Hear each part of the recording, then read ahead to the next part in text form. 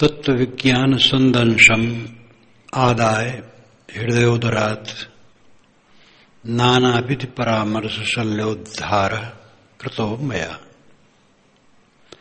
तत्व विज्ञान संदंशम आदाय हृदय उदरात् नानाविध परामर्श शल्य उद्धार कृत मया। इतना उपदेश सुनने के बाद शिष्य कहता है, गुरुदेव आपके तत्व विज्ञान का संदंश, संदंश कहते सणसी को, आपके तत्व विज्ञान की सणसी से जो नाना प्रकार के परामर्श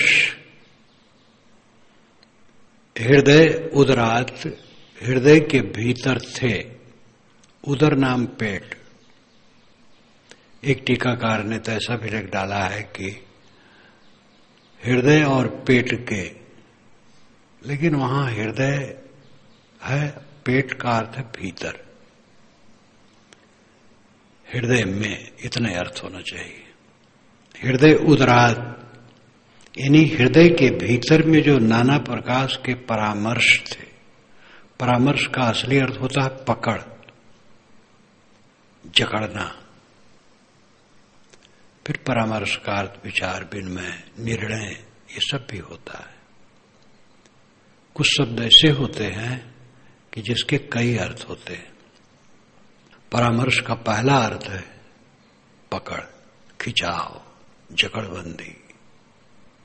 मन में हमारे नाना प्रकार के राग द्वेष, कलह कल्पना की जकड़बंदी थी। वो शल्य था, बाण, शल्य, चुप जाए जो, तो बाण और ऐसे विकृत चुप जाना, कुछ भी कांटा चुप जाना शल्य होता है। तो नाना प्रकार के जो सांसारिक विकार थे, अंदर में जो उसकी पकड़ थी, जिससे मैं रात दिन व्यथित था, वो कांटे हरदम दर्द करते थे। आपके तत्व विज्ञान रूपी सणसी से उसे निकाल करके मैंने फेंक दिया। नानाविध परामर्श शल्योद्धार कृतो मया, मया मेरे द्वारा वो सब उखाड़ करके फेंक दिए गए। लहजे के अनुसार अर्थ करें तो संस्कृत के अनुसार मेरे द्वारा, मया मेरे द्वारा किए गए। हिंदी के अनुसार करें मैंने उखाड़ के फेंक दिया। सरल अर्थ होना चाहिए। हे गुरुदेव, मेरे हृदय में नाना प्रकार के संकल्प विकल्प के कांटे गाड़े थे। राग द्वेष जितना ज्यादा होगा, संकल्प विकल्प उतने ज्यादा होंगे। अहंकार कामना, ये दोनों रोग जितना ज्यादा होगा, उतने संकल्प विकल्प ज्यादा होंगे। अहंकार कामना से जब चित्त एकदम शून्य हो जाता है, संकल्प विकल्प शांत हो जाते हैं, आंदोलन रह ही नहीं जाता है। यही जीवन की सच्चाई है। तो मेरे हृदय में परामर्श के, नाना प्रकार के परामर्श के जो शल्य चुभे थे, नाना प्रकार की जो पकड़ मेरे मन में थी, जकड़बंदी थी, उसके बाण थे, आपके तत्व विज्ञान रूपी सणसी से पकड़ करके मैं निकाल करके फेंक दिया। तत्व विज्ञान का अर्थ है अंतिमी सत्यता का बोध। तत्व कहते हैं अंतिमी सत्यता, जड़ तत्व, चेतन तत्व। एक पारखी संत ने मुझे बड़ी दया करके कहा, मैं ध्यान में बैठा था, मुजापुर की बात है, और वो आए संत बुजुर्ग, मेरे लिए खोज किए कि कहाँ है। तो मेरे संतों ने बताया ध्यान में बैठे, कहीं मैं बात करना चाहता। तो मैं उठा गया, बड़ी कृपा से उन्होंने कहा आप तत्व न कहिए, आत्मा न कहिए, तत्व न कहिए। तो मैंने कहा जो चाहो निज तत्व को, ये क्या अर्थ है? तो कुछ उत्तर नहीं। तो ऐसे ऐसे संस्कार थे कि शब्दों की दरिद्रता रखी गई थी और उसमें उनको डर था कि हम लोग इसी में बह न जाएं। तो उन्होंने सिद्धांत को जो पूर्वजों ने सुरक्षित रखा वो उनकी कृपा है। लेकिन शब्दों से कतराने से काम नहीं चलेगा। आत्मा व्यापक है, इसलिए आत्मा नहीं कहना चाहिए। तो जीव परिच्छिन्न है उनके ख्याल से, वेदांतियों के ख्याल से, तो जीव भी नहीं कहना चाहिए। तो चेतन व्यापक है उनका, वेदांतियों का, तो चेतन भी नहीं कहना चाहिए। तो कहां तक भागोगे? शब्दों को लो, कबीर साहब ने ही किया, शब्दों को लिया और उनकी परिभाषा विवेक के अनुसार करो। तो तत्व साहब ने खुद कहा, जो चाहो निज तत्व को। निज तत्व नाम अपनी सत्यता, तत्व विज्ञान संदंसम आदाय, तत्व विज्ञान की सणसी लेकर के, यानी अंतिमी सत्यता का बोध लेकर के। अंतिमी सत्यता क्या है? कुछ मेरा नहीं है, देखते देखते सब शून्य हो जाने वाला है। कल एक ब्रह्मचारी ने कहा कि प्रीतम नगर गया था, पुरानी कागज देखा, उसमें चित्र देखा, तो चित्र जो संतों का है उनमें कोई कोई बचे, सब मर गए। हमके ऐसे थोड़े दिन में हो जाता है। का कोई गर्व करा है? यहां किसका किससे संबंध है? सारा संबंध क्षणिक है, सारी निर्मित वस्तुएं क्षणिक है, मन की भावनाएं क्षणिक हैं। जिन मन की भावनाओं में आप विवश होकर के क्लांत होते हैं, कुछ दिन के बाद उनका कोई मूल्य नहीं रह जाता, तो आपको ही पश्चाताप होता है। इसलिए मन की भावनाओं में न बहें, बाहर की चीजों में न बहें, कहीं भी न बहें। अंतिमी सत्यता है अपनी असंगता, प्रपंच शून्यता। कुछ भी स्मरण नहीं रहेगा। शरीर छूट जाने के बाद यहां कुछ स्मरण नहीं रहेगा। अस्थाना जी का यहां कुछ भी नहीं रहा। बाल बच्चे अपना अपना कर रहे हैं। इसी प्रकार किसी को कुछ नहीं रहता है। ये अंतिमी सत्यता है। अपना वैभव असंगता है, संकल्प शून्यता है। समाधि का अभ्यास क्यों कराया जाता है? कि अपनी सत्यता में जाओ। गाढ़ी नींद में अपनी सत्यता में रहते हो, यद्यपि वो अवस्था जन्य है, बोधजन्य नहीं है। जागृत अवस्था में इस बोध भाव में रहो कि मेरा कुछ नहीं है, कोई नहीं है। इसलिए सारा संबंध जिसमें गर्माहट होती है उसमें हम चले जाते हैं। संबंध में गर्माहट आई तो समझ लो यही अध्यास है। कोई प्रिय है, सत्कार कर रहा है, मन में गर्माहट न हो। कोई अप्रिय है, कटु कहा, मन में खिन्नता न हो। निर्लेप स्थित ये अपनाओ। तत्व विज्ञान की सणसी से मैंने अपने हृदय में गड़े हुए अध्यास के कांटों को, राग द्वेष के कांटों को निकाल करके फेंक दिया। ये साधक का कहना कितना महत्वपूर्ण है। क्वा भूतम क्वा भविष्यत व वर्तमानमपि क्वा वा क्वा देशः क्वा चावा नित्यम स्वयं महिमिन स्थितस्य मयि।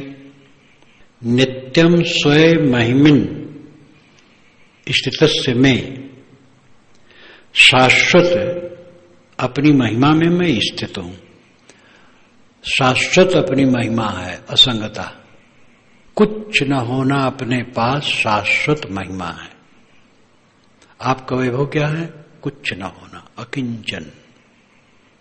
कुछ मानते हो है तो धोखा खा रहे हो। देह है, देह के नाम रूप हैं, अवस्था परिस्थित है, गुण कर्म है, उससे जुड़े हुए लोग हैं, जितना याद करोगे अपने को धोखा देते हो। कुछ नहीं है, कुछ नहीं है अपने पास, ये अपना वैभव है।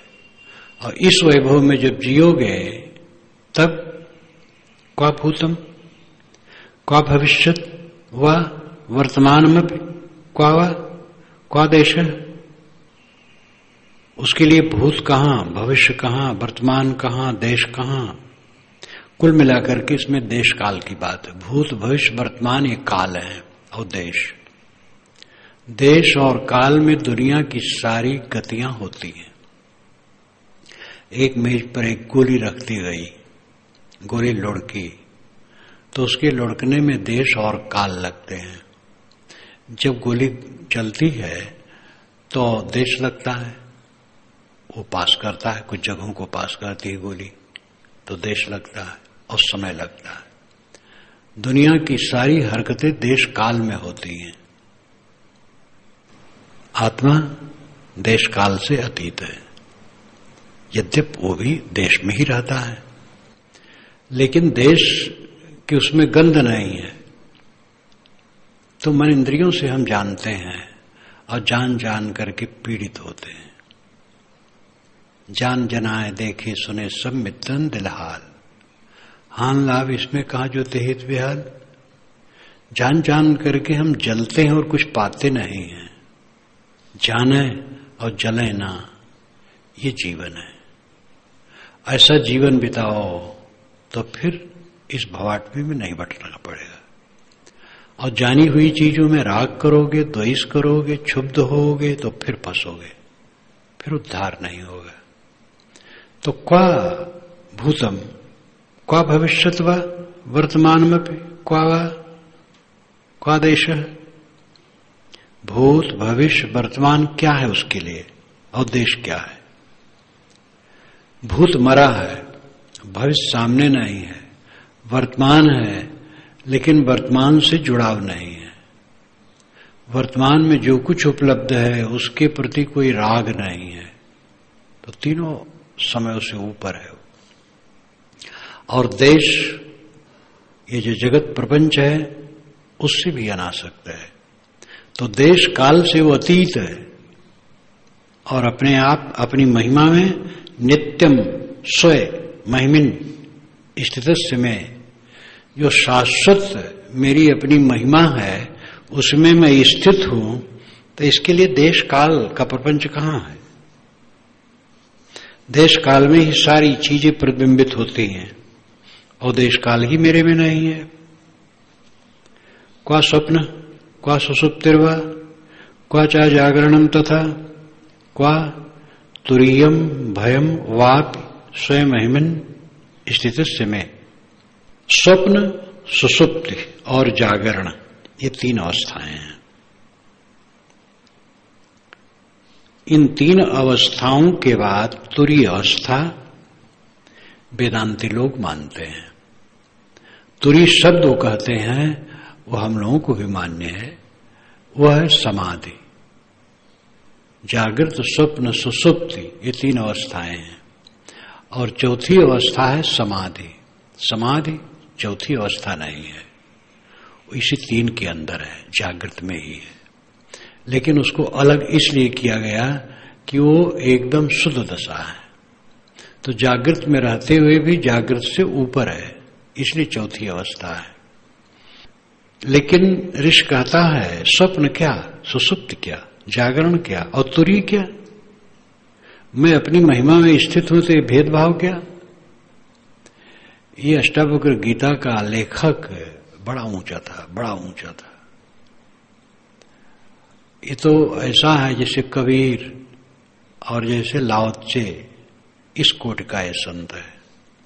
वेदांत उसका मत था, इसलिए जड़ चेतन अभिन्नता की बात बीच में कहा है, निर्लिप्तवाद नहीं कहा है। यद्यप ऐसे श्लोक हैं जो निर्लिप्तवाद की तरफ लाए जा सकते हैं और उसको मैंने छोड़ दिया है। ऐसा कहा है कि चाहे वो महात्यागी हो, चाहे वो महाभोग करता हो। अब महाभोग में तो काम इत्यादि सब हो जाएगा, मैथुन क्रिया इत्यादि, तो मैंने उसको छोड़ दिया। तो वेदांत का अपना लहजा होता है और उस लहजे में कुछ श्लोक किसके हैं वो मैंने छोड़ दिया। बाकी सब एकदम तीर की तरह है और साधारण के लिए नहीं है, उच्च अवस्था के लिए है। उच्च अवस्था सबको पाना है, इसलिए सबको इसको मनन करना चाहिए। और सीधी मार, सब भ्रम काट दो। जो अपनी महिमा में स्थित है तो जागृत स्वप्न सुसुप्त कुछ नहीं। अपनी महिमा में स्थित वो भी सोता है, जागता है, सपने भी आते हैं, परंतु वह अपनी स्थिति में ऐसा रहता है कि सब स्थिति से उत्तप्रोत रहता है। पूरा जागृत स्थिति से उत्तप्रोत, स्वप्न में भी उसी का आभास, सुसुप्ति में उसी का बीज, सब समय वो अपनी दशा में रहता है। और तुरी भी क्या, तुरी अलग कहने की कोई जरूरत नहीं, पूरा जीवन ही तुरी है। भयम, भय किसका? कोई किसी अवस्था का भय नहीं, कुछ नहीं, एकदम स्वरूपस्थ। क्वा दूरम क्वा समीपम वा बाह्यम क्वा अभ्यंतरम क्वा स्थूलम क्वा चाव सूक्ष्म स्वयं महिमन स्थित से मैं अपनी महिमा में स्थित हूं। आत्मा की महिमा है असंगता है, ध्यान रखना चाहिए। आत्मा की महिमा सद्गुण और ज्ञान नहीं है।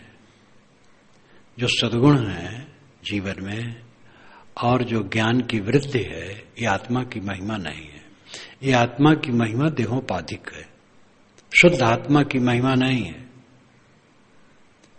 और हमें जब और आसक्ति छूट जाती है तो सूक्ष्म आसक्ति ज्ञान की और सद्गुण की होती है, और ये आसक्ति फिर पटक देती है। सद्गुण की आसक्ति बड़े बड़े को पटक देती है, और ज्ञान की आसक्ति, ज्ञान का मोह कि मैं बड़ा ज्ञानी हूं। गीता में भी इस बात को कहा गया है, सतरजतम की व्याख्या करते हुए कहा गया है, क्योंकि साधक अंतिम अवस्था तक पहुंचे हुए साधक सभी क्षेत्रों में हुए हैं। और मतांतर तो अलग है, लेकिन जिसने अपने को कसा, अपने को साधा, अपने को संभाला, वो कहीं भी है वह उस बात को कहेगा, क्योंकि वो अनुभव ही वही होता है। सबसे निवृत्त, एकदम एक सहानुभूति ऐसी होती है, यदा क्षमेत सर्वम ब्रह्म संपद्यते तदा। ये महाभारत में आता है। जब भीम अर्जुन उकसाते हैं युधिष्ठिर को, या आप धर्म धर्म करते करते बैठे हैं, बेकार की बात करते हैं, चढ़ चले दुर्योधन पर अभी।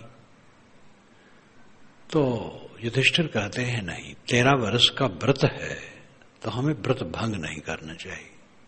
भीम कहते हैं राजा के लिए 13 दिन 13 वर्ष हो गए, हो जाता है, और 13 महीने हो गए, ये सब छोड़ो। कहे नहीं, बात मानो, सहना चाहिए। तब उनके मुख से निकलता है, यदा क्षमते सर्वम ब्रह्म संपद्यते तदा। जब सब सह लेता है इंसान, तब ब्रह्म हो जाता है। यदा, जब क्षमते सह लेता है सर्वम सब कुछ, ब्रह्म संपद्यते, ब्रह्म की संपन्नता होती है, तदा तब। ये शब्द के अनुसार होगा, लेकिन भाव है वो ब्रह्म हो जाता है। जो सब कुछ सह लेता है वो ब्रह्म हो जाता है। ये सब कुछ सह लेना उच्चतम अवस्था है। श्रीमद् भागवत में भी तितिक्ष ब्राह्मण की कथा आती है, तो कितना लोग गाली देते हैं, थूकते हैं उस पर, वो एक निवृत्त रहता है और सब सह लेता है। क्वा दूरम क्वा समीपम वा बाह्यम काभ्यंतरम क्वा स्थूलम क्वा च सूक्ष्म स्वयं महिमन में स्थिति। दूर क्या, निकट क्या, बाहर क्या, भीतर क्या, स्थूल क्या, सूक्ष्म क्या, मैं तो अपनी महिमा में स्थित हूं।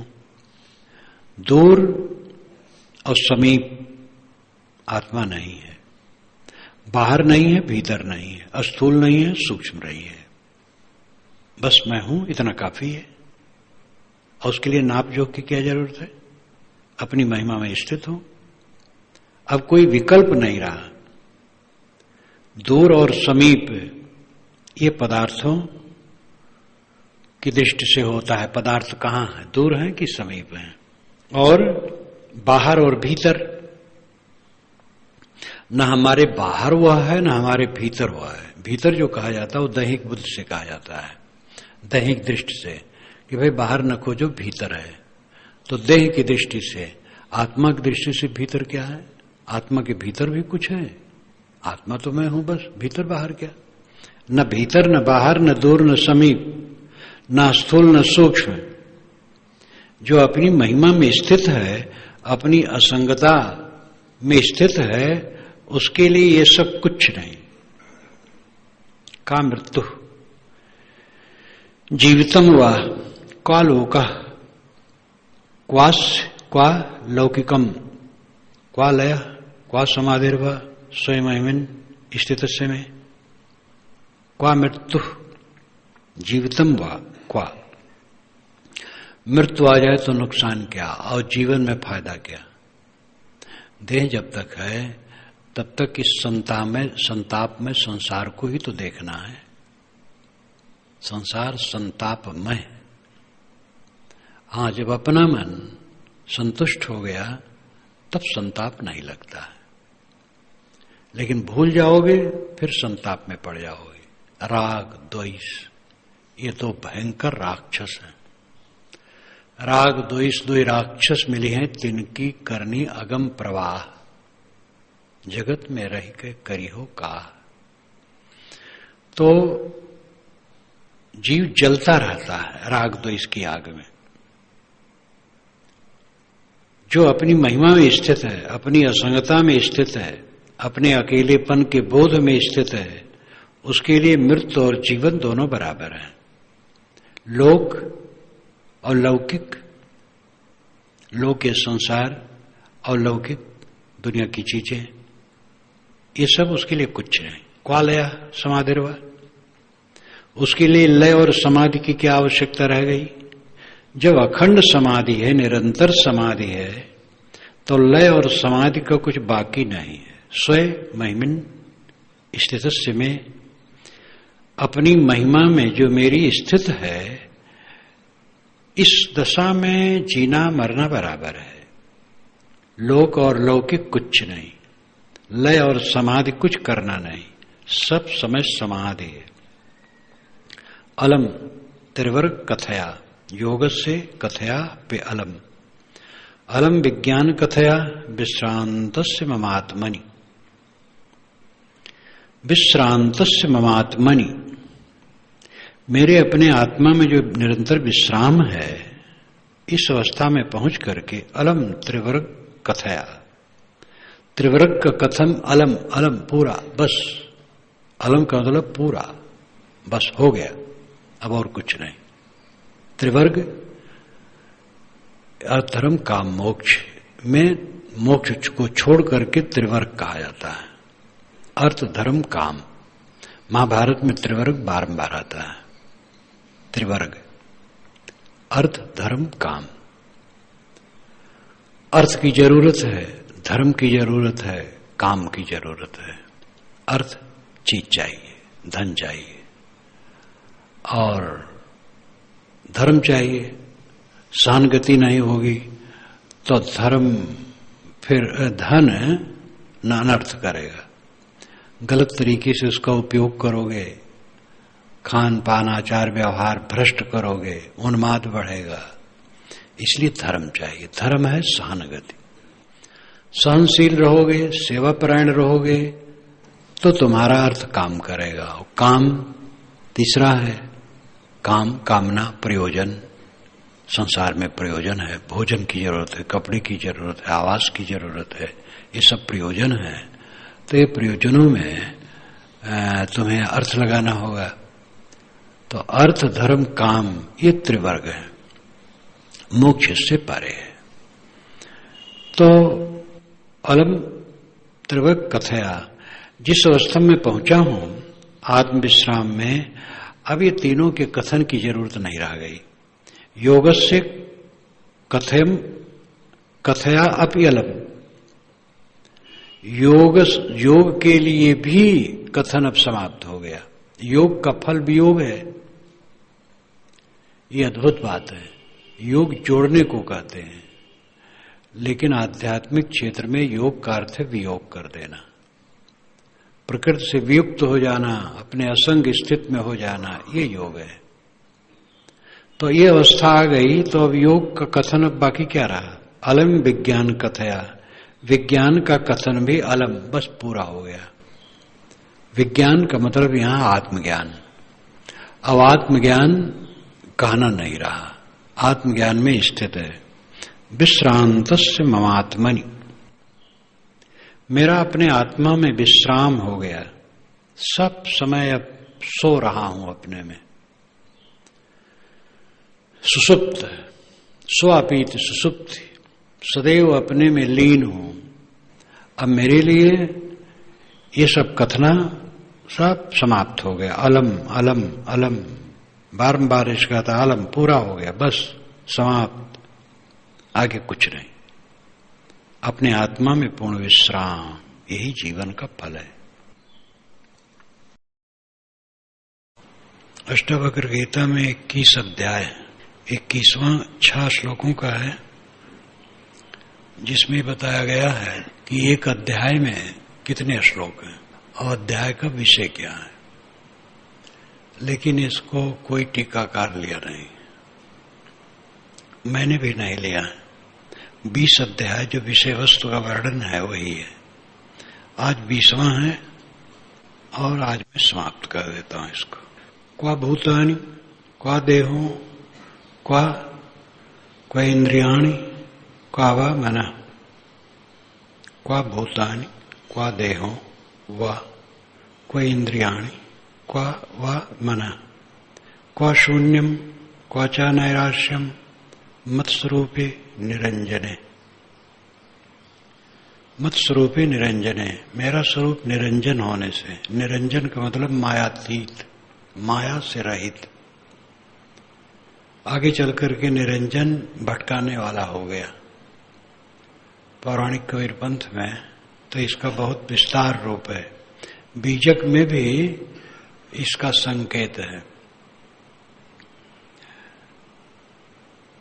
तो एक ही शब्द के अनेक अर्थ होते हैं। मत स्वरूपे निरंजन है, मेरा स्वरूप निरंजन होने से, मायातीत होने से, भूत, देह, इंद्री, मन, शून्य इत्यादि क्या है? भूत जड़ तत्व, मेरा स्वरूप निरंजन है, तो ये भूत मिट्टी पानी आग हवा से क्या मतलब? और उन्हीं से निर्मित देह और इंद्रियां और मन, ये सब अनात्म है। पांचों तत्व अनात्म है, देह अनात्म है, इंद्रियां अनात्म है, मन अनात्म है। शून्यम, शून्य भी अनात्म है। जब मैं अपने मायातीत स्वरूप में स्थित हूं तो इनसे मेरा क्या प्रयोजन रहा? जब प्रयोजन ही नहीं तो अनैराश्यम की क्या जरूरत है? उनकी कोई आशा नहीं, आशा तो पहले मिट गई है। देख रहा हूं कि ये सब अनात्म है और इनसे हमारा संबंध नहीं है। देहोपाध्य से संबंध है, लेकिन ये अनित्य है और मिट जाएगा। तो मैं इन सब से निवृत्त हूं।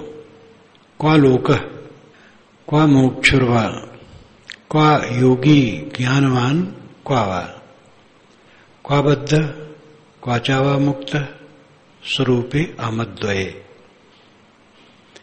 अंतिम में एक जोर से फटकार है, क्या जरूरत, क्या जरूरत, क्या जरूरत, इसकी क्या जरूरत? क्वा लोक, मुक्त स्वरूपे अहमद्वये, सुस्वरूपे अहमद्वये। मेरा जो स्वरूप है वो अद्वय है, अकेला है। स्वस्वरूपे अहमद्वये, मेरा अद्वय स्वरूप अकेला केवल, और उसमें मैं स्थित हूं। तो क्या लोक है? संसार हमारे लिए क्या है? क्या मोक्ष हुआ? और मोक्ष की इच्छा वाला क्या है? योगी क्या है? ज्ञानवान क्या है? कौन बद्ध है, कौन मुक्त है?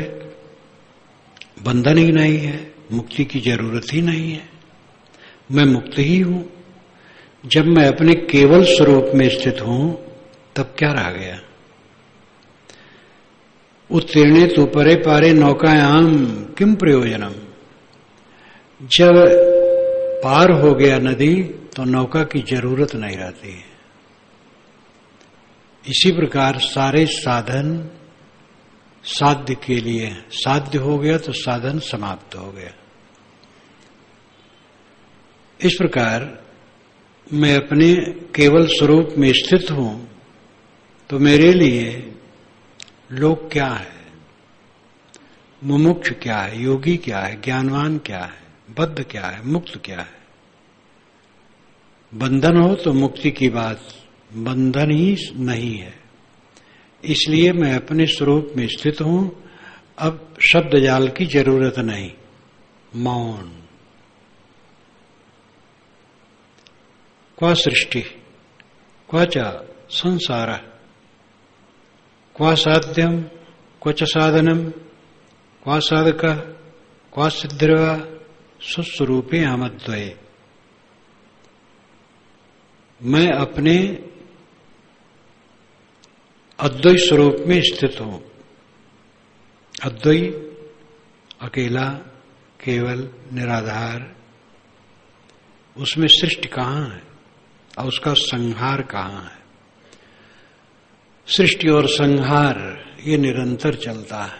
मतवादों में रखा गया है कि किसी काल में सृष्टि होती है और किसी काल में प्रलय हो जाता है। इस प्रकार का वर्णन बड़े समारोह के साथ किया गया है।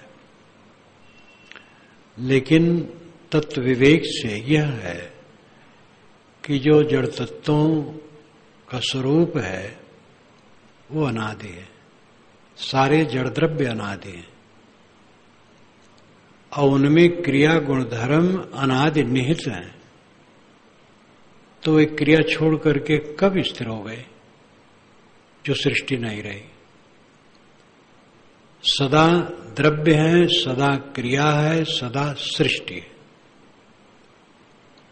अगर क्रिया न हो तो सृष्टि नहीं होगी। इस पर मुझे याद आ जाता है, शायद है कि जेठ का महीना था। श्री विशाल साहब मुजफ्फर में जो कुटिया थी उसके सामने छप्पर छाया रहता था, बहुत ऊंचा। उसके नीचे वो बैठते थे और समय से अंदर में आराम करते थे। बाहर भी समय होता आराम करते थे। जोर से आंधी आई तो साहब बाहर वाली झोपड़ी में बैठे थे, तो हम लोग साहब को ले गए, अंदर चले गए। एकदम बहुत जोर से आंधी, धूल, गर्दा। जेठ का महीना ऐसे होता है, जेठ आषाढ़ी का समय आ गया था। तो मैंने कहा साहब जब सृष्टि का प्रलय होगा ऐसे दृश्य आएगा। तो उन्होंने कहा हाँ, पदार्थ सब क्रिया छोड़ के स्थिर हो जाए तो प्रलय हो जाएगा। इतने भर कहा। वो संत जो स्कूल में नहीं गया था, जब जान पाया कबीर साहब विचार, तब उनको लगा कि उस मत की पुस्तक पढ़ना चाहिए और अक्षर ज्ञान नहीं है। तो पुरोहित पंडित से उन्होंने कहा, तो उसने अक्षर का ज्ञान करा दिया। फिर स्वयं लग गए। वो महापुरुष उच्च दर्शन और विज्ञान की बात एक वाक्य में कहा। मैंने विनोद किया, मैं साहब से विनोद कर लेता था। तो वासुदेव साहब इत्यादि कहें कि आप साहब से विनोद हंसी सब कर लेते हैं, हम लोग नहीं कर पाते हैं। हम कहीं अपना अपना स्वभाव है, मैं ऐसा कर लेता हूं। तो मैंने कहा साहब जब सृष्टि का प्रलय होगा तो ऐसे आंधी वधी आएगी। तो जब वो बात कोई कहे तो साहब चुप रहते थे थोड़ा, तब फिर रुक के बोलते थे। तो कहे हाँ पदार्थ सब क्रिया छोड़ के स्थिर हो जाए तो सृष्टि खत्म हो जाएगी। ये छोटा सा वाक्य है। द्रव्य गति छोड़ दे तो सृष्टि नहीं होगी, लेकिन द्रव्य में निरंतर गति है, इसलिए निरंतर सृष्टि है। एक सिरे से न सृष्टि है न एक सिरे से प्रलय है। सब समय सृष्टि है, सब समय प्रलय है। यही वास्तविकता है और इसमें अनादि प्रवाह का बोध होता है। क्वा सृष्टि क्वा च संहार है। जो अपने केवल स्वरूप में स्थित है तो सृष्टि संहार साध्यम साधनम। साध्य और साधन, साध्य है जो मंतव्य है, जैसे कि अन्न किसान का मंतव्य है, मानना है कि हमें अन्न मिले, तो अन्न ही साध्य है।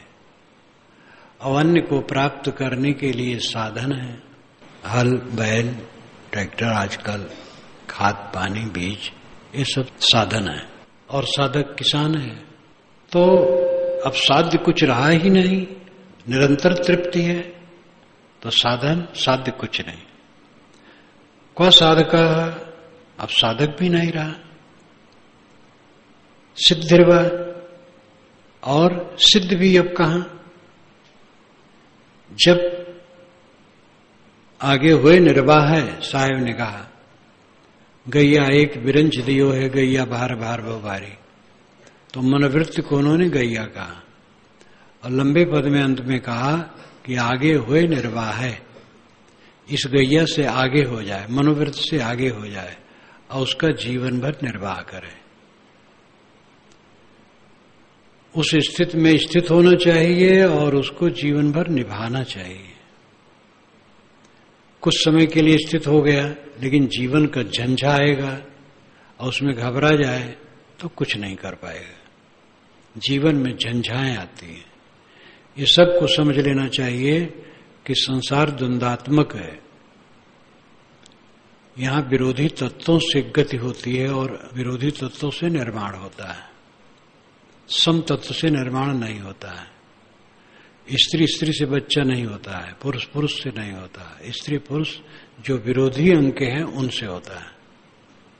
ऑक्सीजन हाइड्रोजन विरोधी है। ऑक्सीजन प्राणप्रद है, हाइड्रोजन प्राणनाशक है, लेकिन दोनों मिलकर के जीवनदायी जल बनता है। बत्ती, आग और तेल परस्पर विरुद्ध हैं, तीनों मिलकर के प्रकाश बनता है। संसार का स्वभाव है। एक ही परिवार में भिन्न स्वभाव के लोग हैं। मनोविज्ञान में पढ़ाया जाता है छोटे छोटे बच्चों को, पेड़ के नीचे पढ़ना है तो कुछ होते भड़ तुरंत गुरुजी ने कहा बस चलो, झाट दे बिस्तर ले, अपना बोरिया बिस्तर लेकर के वहां पहुंच गए, बस्ता लिए, टाट लिए और वहां के लिए दौड़ पड़े। दूसरा है वो सोचता है क्यों वहां जाए, अब उसकी मनोवृत्ति वैसी है। पहले वाले की भावना प्रधान है, गुरुजी ने कहा बस चलो। दूसरा है वो सोचता है क्यों आ जाए। तो ये मनोवृत्ति का अंतर है। स्वभाव का अंतर संसार में सर्वत्र है और वही भिन्न स्वभाव वाले, यहां तक विरोधी स्वभाव वाले मिलकर के सब काम करते हैं। घर में है, परिवार में है, कोई कैसा है, कोई कैसा है, कोई कैसा है, लेकिन वही सब मिल करके काम करते हैं। ऐसे समाज है, ऐसे संस्था है, ऐसे पार्टी है, कहीं भी है। भिन्न भिन्न स्वभाव वाले होते हैं और उन्हीं भिन्न स्वभाव अथवा विरोधी स्वभाव में भी सब काम होता है, उसको सह के निभाना चाहिए। क्वा साधक क्वा सिद्धिर्वा, जब स्वरूप स्थित की दशा है वहां न सृष्टि है, न संहार है, न साध्य है, न साधन है, न साधक है, न सिद्धि है। ये चार बातें, साधक, साधन, साध्य, सिद्ध। साधक मनुष्य है, साधन सहयोगी, जो काम में सहयोगी चीजें वो साधन है, और साध्य उसकी प्राप्ति है, और जब प्राप्ति हो गई तो वही सिद्धि है।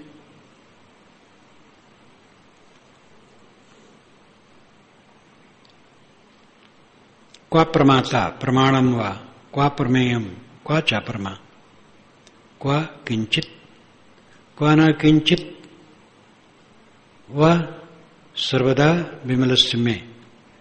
मेरे सदैव निर्मल होने से मन सब समय निर्मल और शांत है।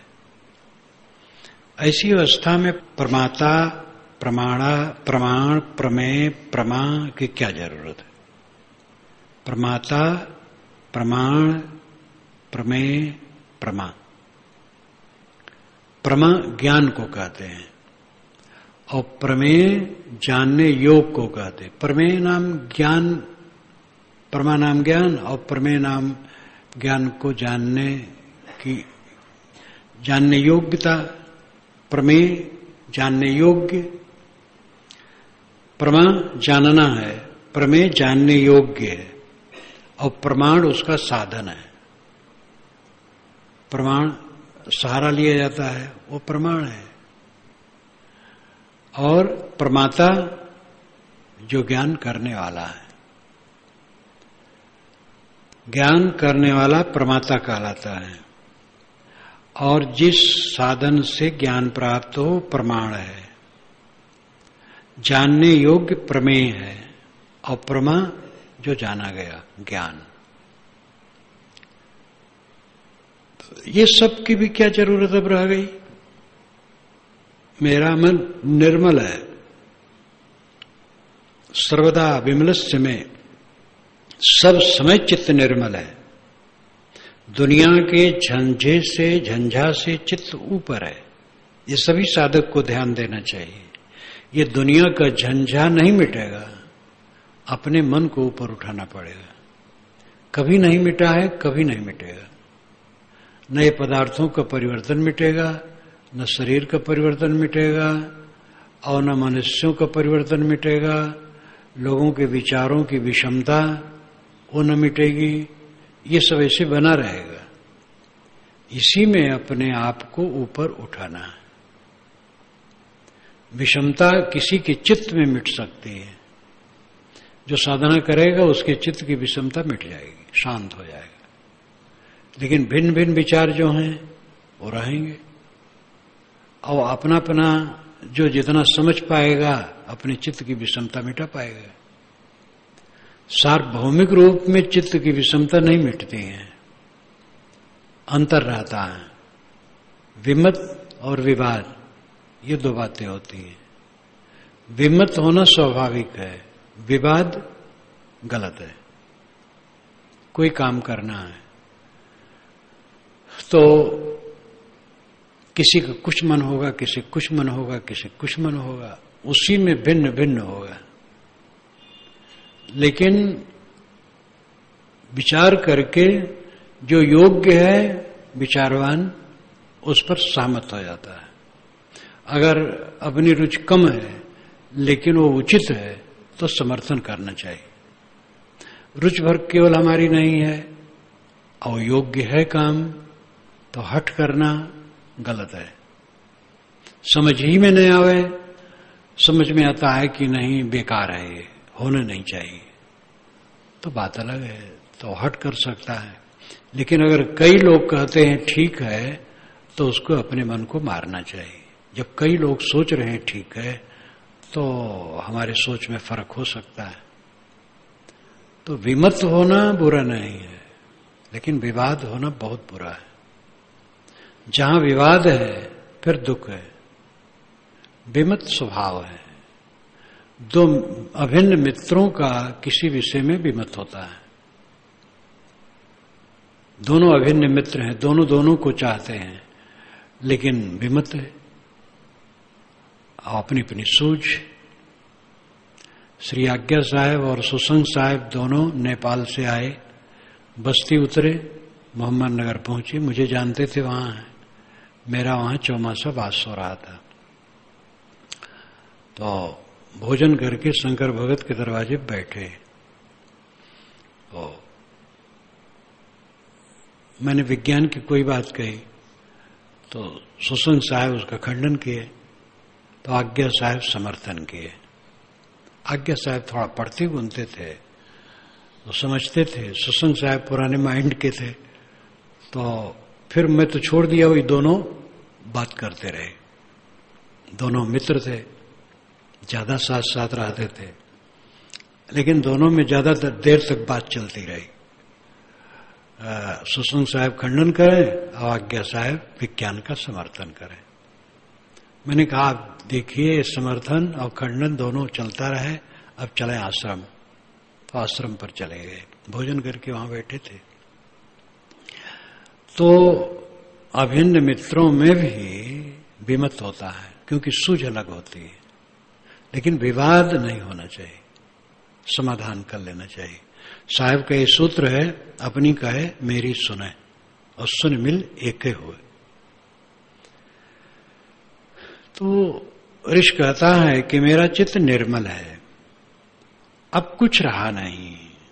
प्रमाता, प्रमाण, प्रमेय, प्रमा, ये सब शब्द जाल की जरूरत नहीं। सबका सार है निर्मल मन और शांत अवस्था। क्वा किंचित क्वा न किंचित। अब किंचित और कुछ और अकिंचित कुछ नहीं, थोड़ा और बहुत कुछ नहीं। क्वा विक्षेप, क्वा चैकाग्रम, क्वा निर्बोध, क्वा मूर्ता, क्वा हर्ष, क्वा विषादो व सर्वदा निष्क्रिय में। मैं सदैव निष्क्रिय हूं, संकल्प विकल्प से शांत, संकल्प विकल्प शांत। मेरे में द्वंद्व नहीं है, उद्वेग नहीं है। तो विक्षेप कहां है? और विक्षेप नहीं तो एकाग्रता की कोई बात ही नहीं है। क्वा निर्बोध है? निर्बोध अज्ञान, अज्ञान नहीं है। क्वा मूढ़ता? मूढ़ता नहीं है। क्वा हर्ष, क्वा विषाद हुआ? न हर्ष है न विषाद है। हर्ष होता है तब विषाद होता है। दुनिया की चीजों उपलब्धियों में हर्ष होता है और उसमें खोट पड़ जाती है तो विषाद होता है। अब हर्ष ही नहीं तो विषाद नहीं, इसलिए सारा द्वंद्व समाप्त है। क्वा चैस व्यवहारो व क्वा चासा परमार्था, क्वा सुखम क्वाचा व दुखम निर्विमर्श, निर्विमर्श में सदा। निर्विमर्श, विमर्श, विमर्श विचार चिंतन निर्णय को भी कहते हैं। विमर्श पकड़ को कहते हैं। पहला अर्थ पकड़ है, विमर्श पकड़। विमर्श संकल्प विकल्प, दुख उद्वेग, ये सब पहला अर्थ है। आगे चल करके निर्णय विचार किया गया है। जैसे निर्बंध, निर्बंध का पहला अर्थ है आग्रह, हठ। फिर दूसरा अर्थ है बंधन से रहित। मेरा चित्त निर्विमर्श है, मेरा चित्त संकल्प विकल्प रहित, पकड़ रहित, उद्वेग शून्य है। तो व्यवहार परमार्थ सुख दुख उसमें कुछ नहीं है। ये सब शब्दों से ऊपर हो गया है।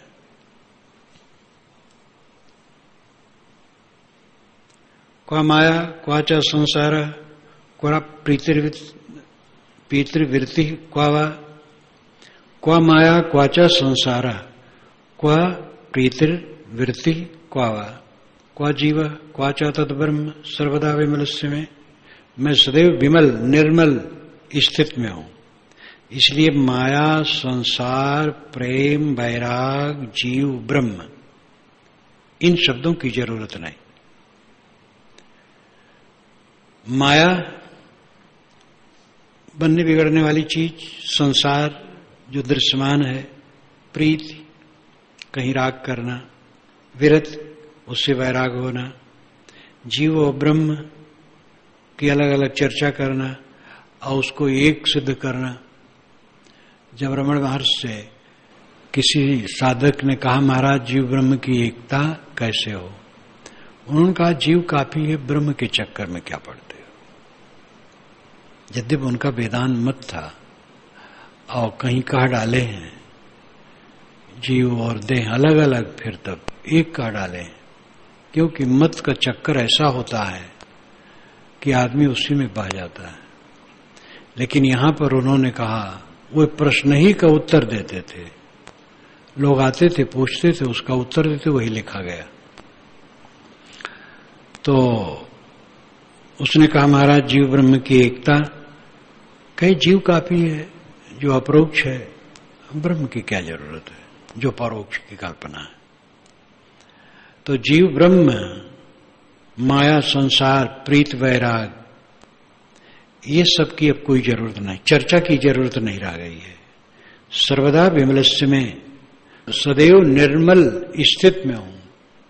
तो जो ये सब चर्चा करके समझ करके जहां पहुंचना चाहिए था वहां हूं, इसलिए सबकी आवश्यकता नहीं। क्वाचास्ति क्वाचानास्ति क्वाचास्ति क्वाचा नास्ति क्वाश्चैकम क्वचद्वयम बहुनात्र किमुक्तेन किंचित नोत्तिष्ठते मम।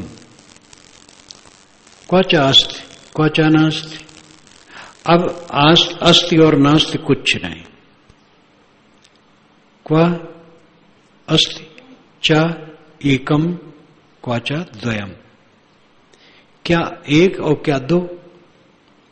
क्या अस्ति, क्या नास्ति, क्या एक, क्या दो, ये सब कुछ नहीं। बहुनात्र किम उक्तेना, बहुना अत्र किम उक्तेना। अत्र यहां पर बहुना किन उक्तेना, बहुत क्या कहना। न किंचित उत्तिष्ठे मम, न किंचित उत्तिष्ठते मम, मुझे कुछ नहीं उठ रहा है। ये अस्ति और नास्ति, एक और दो, ये सब कहने क्या जरूरत रह गई। बहुत मैं यहां क्या कहूं, मुझे कुछ उठ नहीं रहा है। अब मौन शांत, इसके आगे कुछ नहीं। स्वरूप भाव में स्थित हो गया, बस उसी को बनाए रहना है, बहादुरी है। जब चित्त एकदम निर्मल हो जाता है तो यह अवस्था आती है और व्यवहार में पढ़ करके मलिनता आने की संभावना रहती है। व्यवहार सब क्षणिक होता है, कुछ स्थिर नहीं।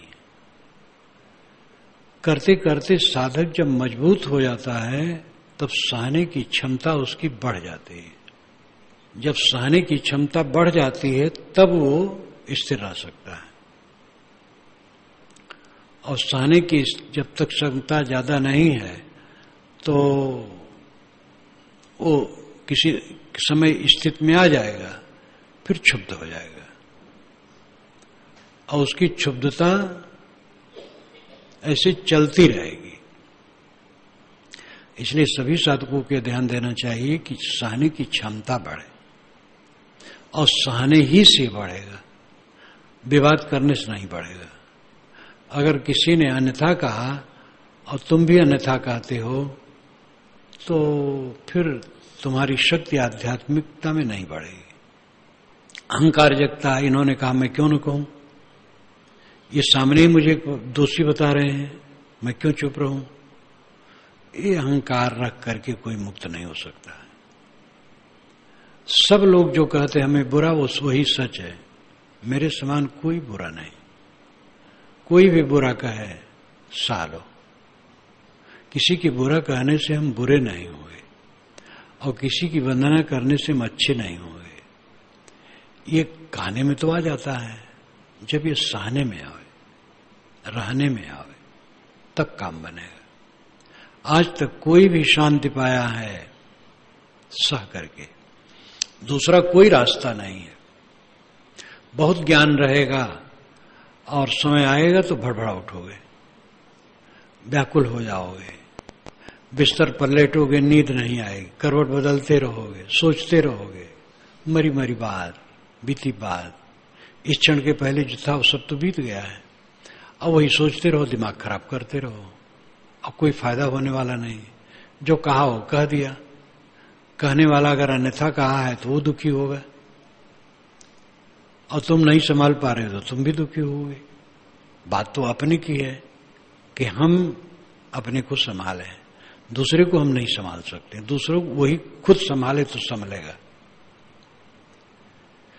ये अंदर की लड़ाई बहुत बड़ी वीरता की बात है। आत्म विजयी होकर के जियो। अब आत्म विजयी होने के लिए अपने अहंकार को पूरा मारना पड़ेगा। सहन गति बढ़ेगी नहीं तो शांति स्थिर नहीं रहेगी। ये वचन जो युधिष्ठिर से कहलवाया गया, जो मैं कहा करता हूं बीच बीच में, और अर्जुन और भीम दोनों उत्सुक करते थे युधिष्ठिर को कि ये जंगल में पड़े पड़े और वो अनधिकृत रूप में सब ले लिया है आपको ठग करके, और चलें अभी रगड़ दें और कुल ले लें।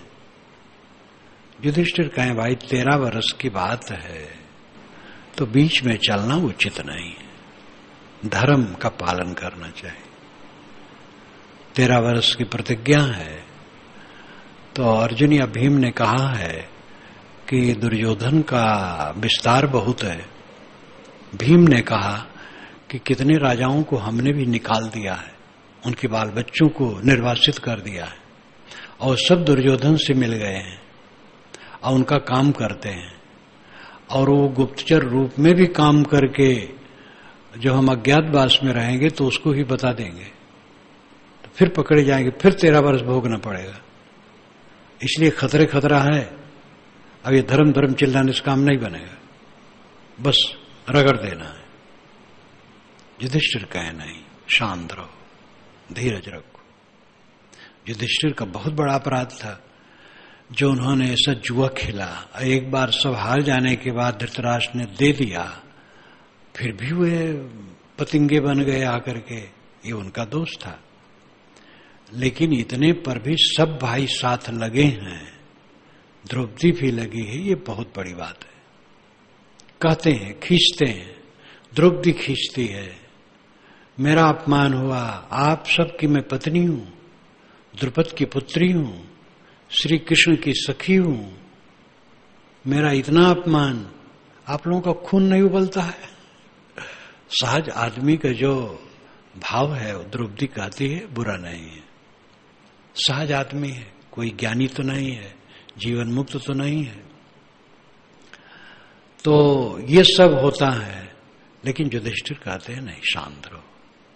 युधिष्ठिर का जुआ सबसे बड़ा अपराध था, और वैसे और बातें उनकी बहुत बढ़िया हैं, उन्हीं के मुख से कहलवाया गया है, जो मैं कहा करता हूं इस समय। सर्वम क्षमते यदा क्षमते सर्वम, यदा क्षमते सर्वम ब्रह्म संपद्यते तदा। जब सब सह लेते हैं तब वो ब्रह्म हो जाता है। सब सह ले, बिल्कुल अपनी त्रुटि नहीं हो। कोई कहे तुम्हारी ये त्रुटि है और सह ले, विवाद न करे, तब वो ब्रह्म होता है। एक कसौटी कसना है अपने को, और यही बहुत कठिन है, क्योंकि अहंकार सांप बन करके फनफना के खड़ा हो जाता है। लेकिन इसको मारे बिना आज तक कोई मुक्त हुआ नहीं। इसमें कोई ऐसा सांप नहीं है कि जो जानदार है कहीं भाग जाए, वो हमारी भावना है, हम उसको रगड़ सकते हैं। सभी साधक को ये काम करना चाहिए। और इसमें जो कुछ हुआ है आज तक कथन, ये सब इसी पर जोर है। ये अष्टावक्र गीता मोक्ष शास्त्र है। आज ये पूरा हो गया।